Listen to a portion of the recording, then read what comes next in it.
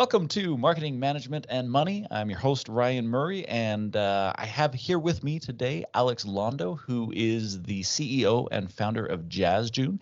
Pretty excited to have him on the show. We're going to be talking with him, but to kick it off, I'd like to give a little bit of an introduction. So at 13 years old, Alex began his journey in video production as a volunteer for a local public access television station. By the age of 18, he had already played a key role in the creation of 500 plus television shows, including a fantasy football series that was featured in a SpikeTV documentary.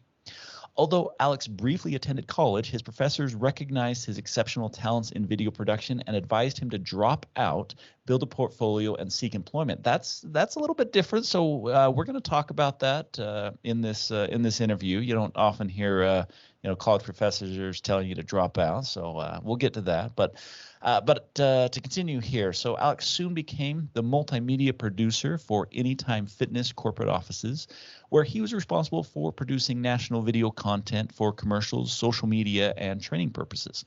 It was during this time that he met Eric Mattis, with whom he would collaborate frequently. Together, they realized the need for a free and user-friendly platform for creating and sharing learning content, leading to the birth of JazzJune.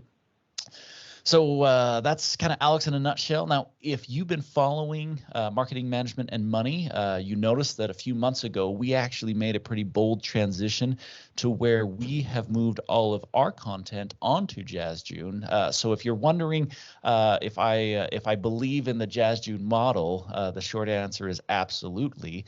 And so, maybe we'll talk about that a little bit. But yeah, Alex, let's hear. I think I want to start with this.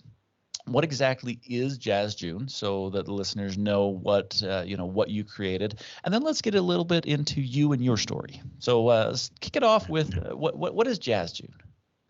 Thanks, Ryan. That was an awesome introduction. Best one I've had all day. And yeah, JazzJune, in so many words, is the easiest place to create, share, and monetize learning content online. And it was created from a desire to want to lower the barrier to entry for people to create, share learning content, hopefully allowing more learners to access that content at lower prices, and find kind of their public access station, if you will, like I found mine, as an alternative way to success in life. And which, I did mention that we transitioned over to JazzJune, and one of the things that attracted me was your commitment to community. Building a learning community was definitely a big deal for us. And so, I absolutely love that, respect that. So, but let's hear about you. So, what is it that drives you? I mean, in your bio, you started at age 13, so obviously passion from a young age. And you kind of built up through that point. You got into this startup, CEO, founder of a company that you've been doing JazzJune for a couple of years now. So anyway, give me a little bit of your story. Yeah, sure. Well, exactly. It started at 13 years old, and it's funny because I was just digitizing a bunch of home videos the other day, so I'm watching my early years unfold. So I grew up in a Midwestern town. I grew up in Minneapolis, Minnesota, in a suburb of the city, and like a lot of suburbs that were growing, and cable television was being installed throughout the community. There was advocacy for these public access stations to be created. And that's how we got our infamous Wayne's World moments, et cetera.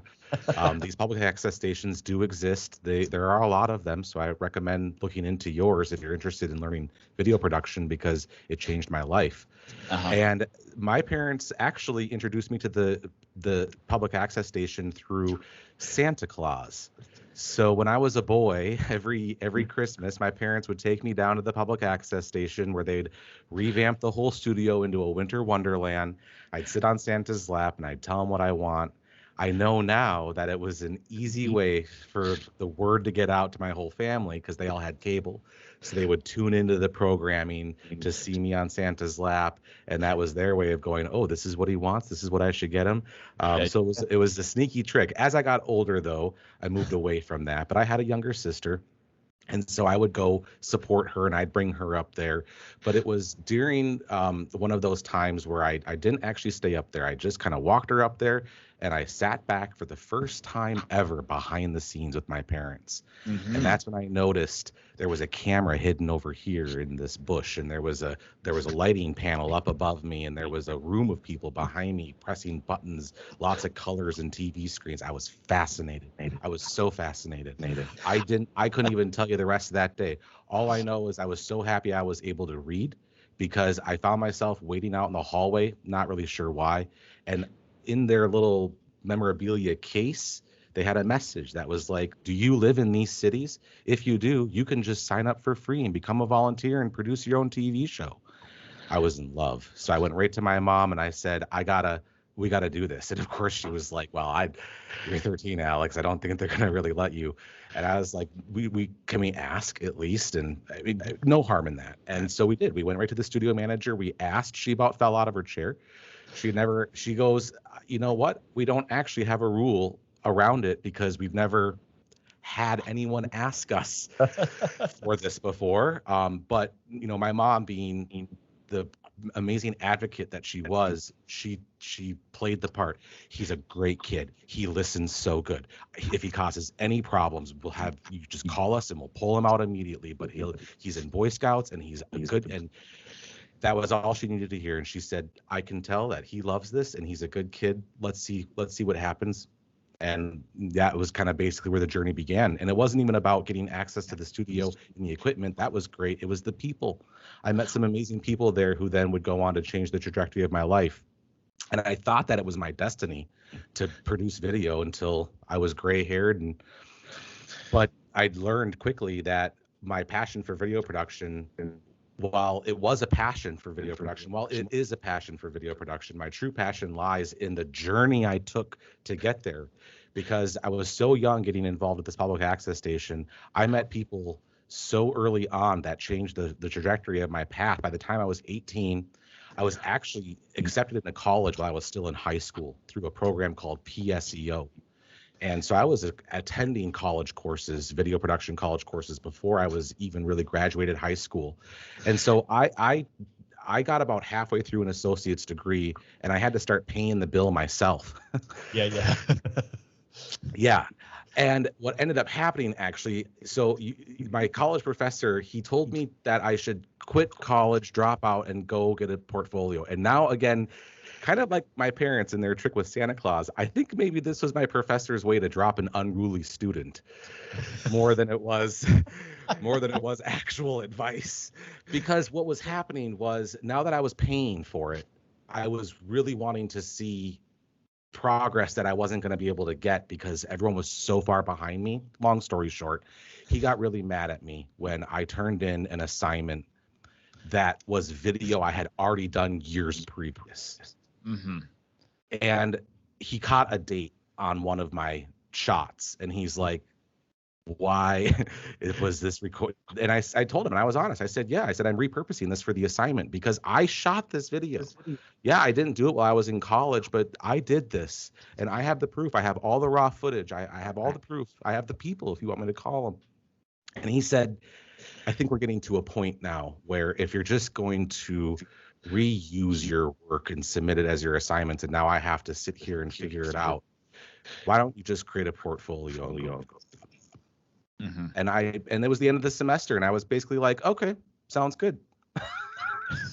So it was a little more cut and dry than that, but yeah.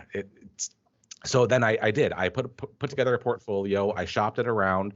I met some incredible people who were like, "Hey, Anytime Fitness is this growing franchise company. I know they're looking for all kinds of roles." And I actually started as an email administrator there, just for a couple of years, just to get my foot in the door, met the people I needed to meet, showed them my portfolio, and boom, I was hired over to the communications team in no time. And once I was on that team, there was no turning back. I got got budget, I got equipment, I was in heaven for 5 years. But again, I realized that my unconventional path to getting there is actually the true calling I have in life, to share that you don't have to follow the prescribed, path that someone else may tell you you need to in order to achieve your dream. Well, and I find it fascinating. So, you got kicked out of college and then turn around and launched a company that is based on learning. Yeah, who am I to talk? Exactly. What do I know, right? You know what? You can't do it alone. I wouldn't have JazzJune if it weren't for my partner. So I have to say my partner has brought me up to speed. 2 decades of experience this guy has in e-learning. Talk about his qualifications. He's got a master's degree in English. He's been a professor at universities. He's worked for the Federal Reserve. He has been in he was one of the OG e-learning guys. He was getting grants from the government in 2007 before YouTube was even a thing to develop e-learning courses. Okay. When I met him at Anytime Fitness, he took me from understanding a little bit about e-learning to totally blowing my mind. And then we both realized, wow, everything out there is so complicated and expensive. Why is it so hard to create and share e-learning in this world? Well, okay. So I want to talk about that because you probably have a few people listening. They're going to be like, it's not complicated. It's not expensive. I can go on YouTube and I can find anything. And you literally can, or you've got LinkedIn Learning, you got Udemy, you've got, then there's the ones that get kind of, specific. Why do you feel like e-learning is complicated and expensive? Yeah, well, I worked with companies in e-learning for a long time, so I can tell you that the systems that are used for e-learning in businesses are archaic and more complicated and expensive than they ever should have been. And I should clarify something. I 100% agree with you. I want you to point it out for people who are listening, because when I first started talking to you, you opened my eyes to a new way of looking at e-learning. And that's what I'm hoping that you can do for some of the listeners today. So just a little, pulling back the curtain behind, I am baiting this question. So. Yeah, no, and I appreciate it. Let's think about true learning content. So when I think of YouTube, I don't think of true learning content. You can learn on YouTube if you make that your objective, but you're still just watching videos at the end of the day. I say true learning content because where are the courses on YouTube? Yeah, there's playlists, but where's my completion? Where are my quizzes? Where's my test for competency and my downloads? So there's a lot missing from just agnostic platforms that you can learn from. But yeah, you're right. There's Udemy and Coursera and a lot of other platforms out there that are low cost or easy to get started. Well, you might think it's easy to get started. On JazzJune, you can literally start creating a course by creating your free account, and in 2 clicks, you can be in your course creator. That's how easy it is. Right. I've yet to experience that on any other platform. And the thinking here is when you're in that course creator, platforms like Moodle and Kajabi, holy cow. I mean, there's a million options. You got to custom design your whole template top to bottom, how you want all of these videos to lay out. Our course creator is just drop in the link to the video, put your text in there, create some links to downloads, maybe add a picture or two or an infographic, whatever, and move on to the next lesson. We're all about creating simple, straightforward learning, if you will. And our system takes care of organizing those lessons and building them out for you. And then you just drag and drop them in the order you want. And so it's about being able to join a platform that feels like you're joining a Facebook almost. It's free. I can just start creating these posts for free. Right. But instead of creating posts, you're creating these digital learning content like courses, or you can take multiple courses into a curriculum. We have groups. There's a lot of different types of products you can sell. Yeah, no, and I think that's awesome. I want to jump back for just a quick second, and I want to talk about video creation for small businesses, just as kind of a topic. So again, I already have a strong opinion on this, but I'd like to kind of hear it from someone who's in the industry.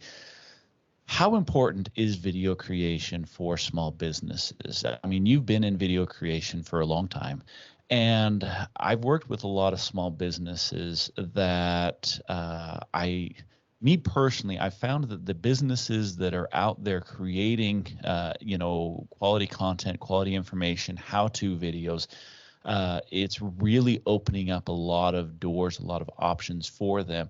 And then I find kind of this other spectrum where you have the businesses that are just like, well, that's not for me, or we really don't have anything to share. Can you just talk about? So I want to take this from two angles. Angle number one is, should small businesses be doing video creation? I mean, I know the answer there, but I kind of want to go into a little bit more depth. And number two is, and this is probably the better question, is why? Why should small businesses be doing video creation or considering learning content? Like what is it that makes sense? Who does this fit for? Kind of a question. Yeah, that's great. It's perfect. So if you're a small business, I have one question for you. Does getting a client or a customer involve educating them on your product or service? Chances are it does a little bit on some level. Yeah. And I'm sorry, but video is going to be the best way to do that. Right. Until, like metaverse takes off and we have some virtual reality and, whatever else, right? Our iPhones with Pokemon Go, I don't know. But but right now that's the best method, hands down. I mean, video is still proliferating as a format. In other words, I thought when YouTube came out and then Vimeo and all these other video hosting sites came out, I thought, well, that's it. Video is never going to be reinvented again. Video will never have another. And then TikTok came out. And I was like, this is a whole other way that video it's just video. Same videos we've been using on YouTube but the way they took it and changed it and made it available to people, it's changed the game again. Mm-hmm. And it's like, okay, again, video has re-solidified itself in 2024 as being the medium that you don't mess with. It's going to produce results if you encapsulate two big ways of thinking. One, tell a story. Even if you have to educate the customer and you have to get a little technical, try to tell it through a story if you can to keep them engaged. And then two, know that you have to have a strategy behind the video. You can't just make it to make it and put it out there to put it out there without really thinking through where you want it to go, who you want it to get in front of, and then leveraging it. Putting it up on a YouTube isn't going to do much, but putting it into your email outreach that you hit 15,000 people on a list with every week, that's where you're going to see the results. But yes, every small business could use video, and if they have decided that they can't, then they are thinking of it the wrong way, in my opinion. Yeah, no, I share that opinion. But I want to talk about this strategy. So, you said that have a strategy behind it. I think one of the biggest challenges that I see when I come across small business owners and video is that they get overwhelmed. I was in this space. So when I started out, I do live trainings, and you put me in front of 300 people. I love it. I open up. It's easy for me to just command the room, and it always worked really well for me. And then you put me in front of a video, and I mean, obviously I've significantly improved, but not to the point. Like I'm still stronger live than I am video. And I think that there's a lot of people that are in the same kind of category as me, where they say, oh, I feel really stupid in front of the camera. You're telling me I have to have a strategy, so now all of a sudden I'm overwhelmed. I don't know how to tell a story. What would you advise to the businesses that maybe are floundering, maybe don't know how to get started, maybe you're shy about getting started? What would you advise to those businesses? Assuming that you don't have budget or a lot of budget to go work with a partner like an agency, a video production company. Not that you have to begin paying them to explore what's possible and to get an idea of the type of video that your business could benefit from the most, because it really does take kind of a detailed look into every business to figure out what strategy is going to work. A B2C company is going to have a very different strategy than a B2B. But the truth is, Ryan, this answer, I'm not even quite sure what this answer would have been maybe a year ago. But ever since, and bear with me here, okay, ever since the advent of artificial intelligence, that's actually the best place to turn. If you can go to artificial intelligence and say, this is my business, I need to create a video strategy that involves telling a story around my products or services, help me write video concepts, it will. And it might blow your mind. It has for me in the past, but it might just be enough for you to go, okay, I can just take this now and envision what this can look like and what this can mean. And so it might seem like the cheap way out, but the reality is artificial intelligence is still only going to give you a fraction of what you need to really go execute on making the video. And so it's just there as an idea starter. It's just there as a way to kind of figure out where do I go with this. I also will say this: if you don't have experience in producing, editing, publishing video, then you're going to have time to learn those things. If you don't have budget to have someone go do it, then you need time to learn how to get those things done, because it does get very overwhelming quickly with the different programs that are out there and the different ways you can do things. And I have been paralyzed many times in my project flow with the abundance of what I could do, that I have to remember. And this lesson didn't come along until I had a startup. So this is a key lesson for startups. Done is better than perfect.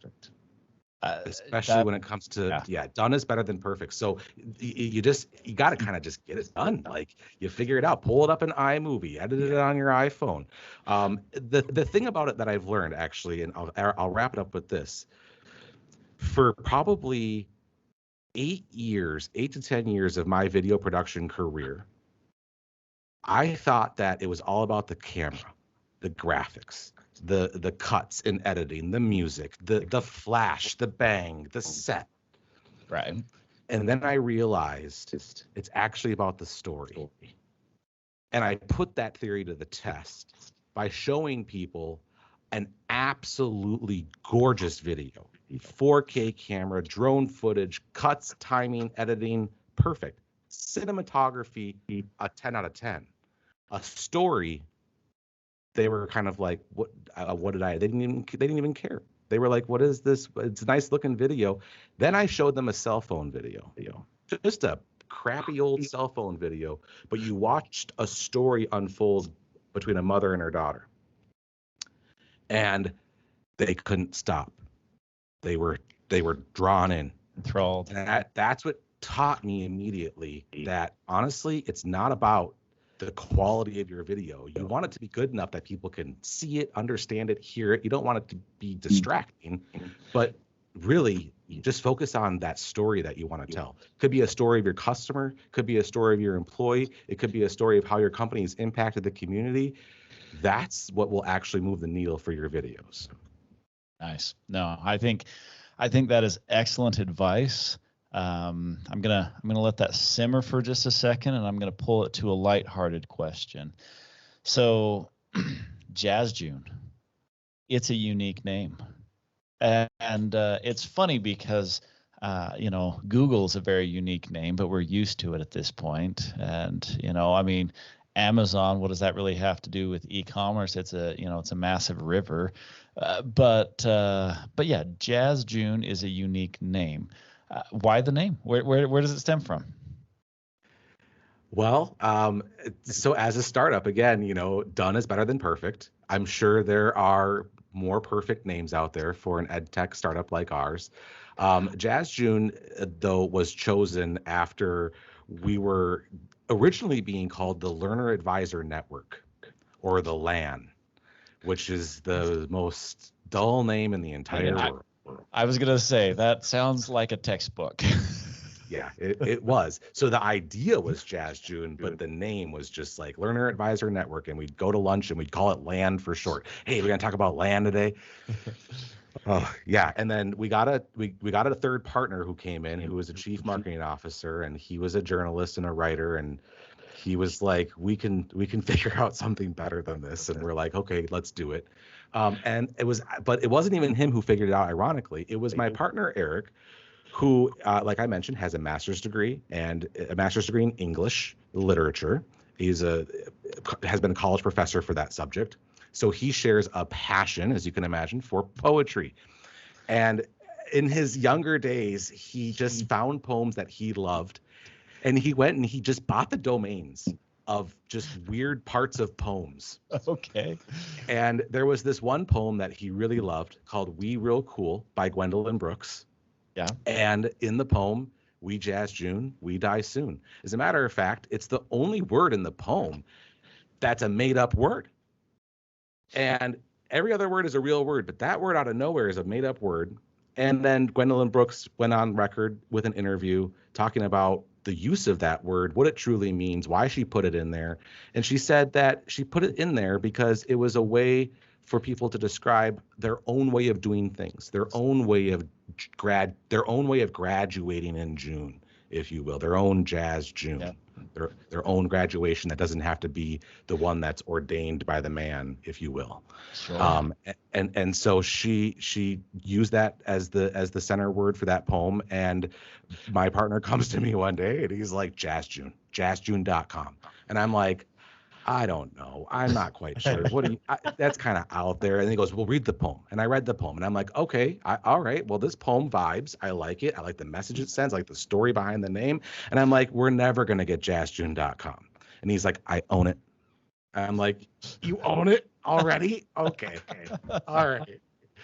Okay, fine. So the one thing we are working with now is with the Gwendolyn Brooks Foundation, trying to foster a relationship and a connection with them to see how we might be able to bring her legacy into our company a little bit, because again, it's all centered around this idea. She was a civil rights era poet, but nonetheless, education was a part of what she would write about. Yeah. No, that's beautiful. So let's go to the education piece, and I want to talk about that. So you believe that education can be done differently. And maybe differently is a little bit too strong, because you're not trying to reinvent the wheel.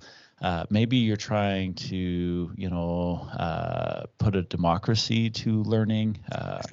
And I think I actually stole those words from you. But talk about your beliefs on education. I mean, we've taken this interview from kind of the business perspective of like, oh, okay, what's the role of video? What's the role of AI? And and we've talked about that.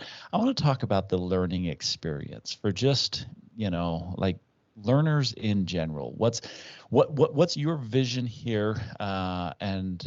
So take it from first, just you as the human being, you as Alex. What's your vision? What's your utopia here? Because you're very utopian in your thought process, and then how does that bleed into your company? I'm like smiling so hard right now because I love talking about this. I have to contain. So you clearly have passion, and I love that. I do, because I have a dream. I have this utopia is really the best way to put it. Nirvana is one of the way my co-founders will say it too, this education nirvana. Here's what I will say. I don't have all the answers. I don't know everything. And I really am kind of just a silly boy with a dream. So take it all with a grain of salt. There's flaws everywhere. There's going to be huge mountains to climb and challenges. But the thinking here is this. We make the tools for creating and sharing learning content easier to access and free, affordable. Then it means more people are able to just start creating and sharing learning content to help other people. Yeah. And if that means it's just a beginner class on something that you can do for free to then pay for something that helps you in your steps in your journey along the way, But we know that the best content is going to come from the creators who want to get rewarded for what they produce. You being one of those amazing content creators, I have your course. I'm taking it right now. It's done miracles for me to understand reports in my business, financial reports in my business. We won't go on, and I won't plug you too much because I know you're so humble, but everyone should know that I'm taking Ryan's course, on my own platform. And I loaded it up at the doctor's office the other day, and I was like, this is awesome. I'm going to get a short lesson on subsidized. Oh no, I forgot it. I forgot it completely. Subsidized break even. Thank you. Subsidized break even. Gosh. All right. Back to what I'm saying though. Shameless plug. I had to, because I'm so passionate about our creators. But really, like, so this world where we've made the accessibility into creating, sharing, and monetizing learning so affordable and so accessible that if you do sell your learning, you can sell it for less and still make more money. Our learners can obtain it for less. It creates this cycle. I'm not trying to race to the bottom as like a retail company would say with prices. We don't want to race to the bottom. I want to just, like you said, democratize things. I think e-learning content kind of belongs in its own category altogether. It's good content. It can help somebody. And so it really shouldn't be profited off of in a massive way. And if it is profited off of in a massive way, then massive amounts of people should be affected by it. Yeah. Massive amounts of people should benefit from it then. That's how education should work in my utopia. So what I'm trying to achieve here is the vision of more creators, people who never thought they would be a creator, people who never thought they might teach some courses online, signing up, checking it out, seeing if it's working for them, and maybe putting a couple courses out there, getting comfortable with it, and then monetizing that content. So if someone's interested, like if they're listening to this interview and it's like resonating with them, they share your vision of education, what's the best step for them to do? How do they connect with you? They're like, oh, okay, you've told me about this really cool thing. What do they do? Yeah, we make it really easy for you. You go to JazzJune.com, you click on create your free account, you give us everything but a credit card. So your name, your email, you'll get signed into your account, and then poke around, play around, but you won't have to wait but one day before you're going to get a message request from me, a connection request, where I'm going to request to connect with you on the platform. And once you accept that connection, it's going to open the door for me to now work with you through the platform to help you move that needle. We're so passionate right now about moving the needle for our creators. We have a lot of exciting things coming for you, Ryan, and I can't wait for the additional creators that are going to be joining us soon. And so we're focused, laser focused on the success of our creators. So if you join JazzJune, then I'm going to be on you right now, actually, to get it done. And we're going as far as I'll sit down with you for an hour, 2 hours, help you edit that video, help you get your content together. This isn't something we're going to be able to scale, but it's something we can do right now while we prove our model. And this is one of the things where, I mentioned early on that one of the reasons why I was attracted to JazzJune is because of the learning community. So, I've done some other learning platforms, and they put a lot of emphasis on technology, which I think is, you have to have, if you're going to go e-learning, you have to have technology. It is a requirement. But the issue that I always had is, kind of this idea of you put something out to the megaverse or whatever you want to call it, and you kind of just sit on it and hope and wonder. And the community. So I'm a little bit old school. My brother actually calls me Renaissance man because he's like, you like to do things old school. I'm like, I actually do. I embrace technology. I use technology, but man, I love the old school kind of thing. And there's a charm to it. And the old school charm in this instance is the fact that when I first started poking around with JazzJune, and all of a sudden I got, I got the owner who was reaching out to me and saying, hey, you need a hand with any of this? I'm like, whoa, did I just really, like, did a real person really reach out to me and want to make sure that, that I was taking care of. And we've had some conversations where you're like, yeah, at some point, I won't be the one reaching out to everyone, but there's still going to be a community, and you've built that into the platform where I can reach out to other people on the platform. Hey, what works? What doesn't work? What courses do you like? Hey, let's connect. So a lot of exciting things that I've seen that I, that's where I see the vision of. I'm like, yeah, that's where this needs to go. Yes, and you are one of the rare creators, I'd have to say, out there who's kind of saw that, understood that vision, and sees it with our platform. It's funny because I have to convince people that community is where it's at. Mm-hmm. Everyone's been trained that if you put your courses in a silo, if you put up this Kajabi page and then send it over, I don't know if it's a pride thing. I don't know if it's people don't want their content to intermingle with other content. I don't know if it's a competition thing, if they're afraid that they'll have to actually get competitive with their pricing or their content at some point. I'm not really quite sure. But the sense of community for us does a lot of things. Not only are we using the community to fuel the success and the sales of our own creators, but we're also using it as a way to foster connections to make better results, have accountability. We're also using it as a way for our learners to learn to engage with each other, not do learning in a silo all by themselves, right? Actually have other people who are going through the training with them that they might be able to connect with and conversate with. Just being able to direct out, like, message out to the instructor of the content, say, hey, I love this, or hey, I don't quite understand this. I realize that other platforms have some of these technologies and some of these capabilities, but no place like JazzJune makes it like that easy to just, it's built in. Like, you're on Facebook and you can just learn and then interact with people. Yeah. And that social selling, I think, is going to be a huge part of why our community is going to work. Not that we want it to be just sales everywhere all over the community. It's going to be sales with true intention, sales with true connection. And as we're continuing to grow, we're continuing to figure out the algorithms that we need to employ to really customize what people are going to be hit with as our content library grows. So what they're going to be getting and what they're going to be seeing is content that's really related to them and what they've come to JazzJune to learn. Yeah.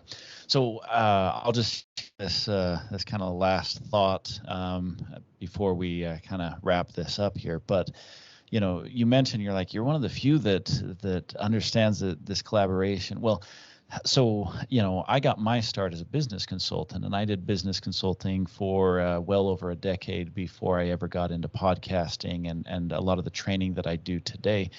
And one of the things that I noticed when I was business consulting is that for whatever reason, people try and limit how many business consultants they either work with, or, other business consultants would feel threatened when someone else would show up. It's like, oh, hey, I've got my accountant here and I've got my, my marketing consultant. And it's like, oh yeah, I don't want them in the same room. And there was always this kind of weird thing. And I started noticing, and I looked at professional athletes, and I do a lot of parallels to professional athletes.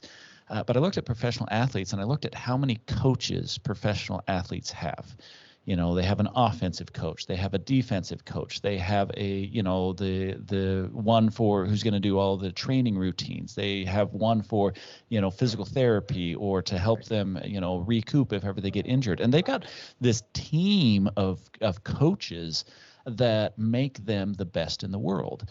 And that's one of the common characteristics of the best in class is a team of coaches.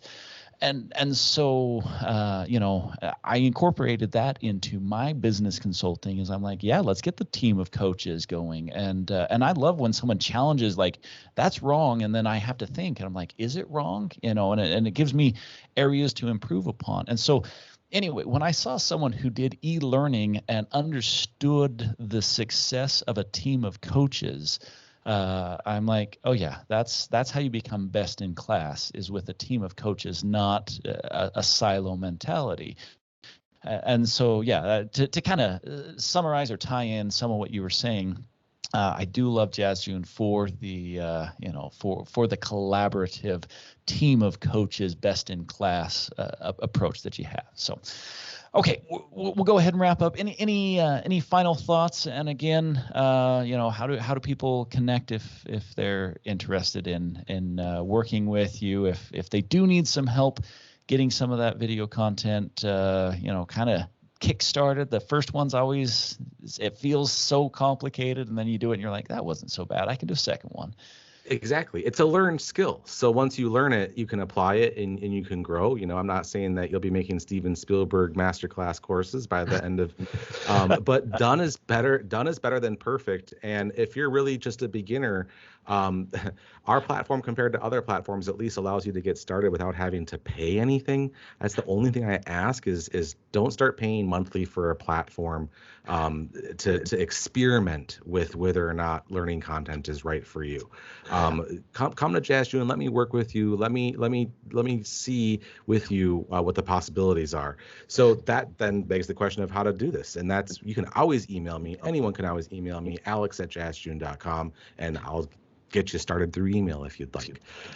But you can, of course, we make it so easy. Signing up for an account is like signing up for a profile on Twitter or whatever. So jazzjune.com, create your free account, and then just wait for me to reach out to you, and we'll lay the groundwork for what needs to happen after that. That's awesome. Hey, you've been listening to an interview with Alex Londo from JazzJune. This is Ryan Murray with Marketing Management and Money, your host. We hope you enjoyed this interview. If you have any comments, and I'm going to put it out there, you can reach me at jazzjune.com/MMM. You can see my customized page. You can contact me, check out some of the learning content that I have available. There are other ways to reach me out there. You can go Ryan at marketingmanagementmoney.com if you want to email me. But hope you enjoyed this. We'd love to hear back from you, and take care.